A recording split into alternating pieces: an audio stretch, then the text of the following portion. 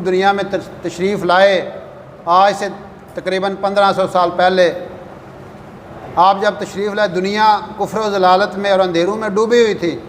और अल्लाह के, और वो क्या कहते हैं, वो फ़रान की चोटियों से वो सूरज तलू हुआ, जिसने चंद ही सालों में 23 साल के कलील अरसे में सारी दुनिया को मुनव्वर कर दिया। वो कौम जिस पे कोई हुकूमत करना पसंद नहीं करता था, वो अजड और वो कबायली किस्म के लोग और अल्लाह से दूर, अल्लाह के नबी आखिरत से दूर, सारे ऐब उनमें थे, पड़ा हुआ खून चाट जाते थे। प्यास लगी है, वो अपने जानवर को नेज़ा मारा है, खून के फुहारे निकले हैं, वो ही पी गए हैं।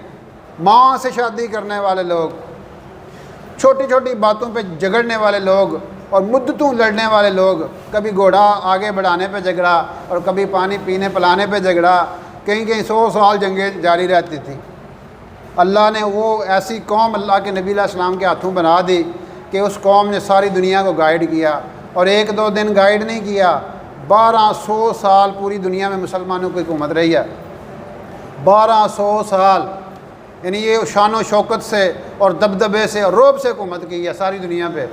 लेकिन आज मुसलमान ने अपने नबी अलैहिस्सलाम की ज़िंदगी को छोड़ा।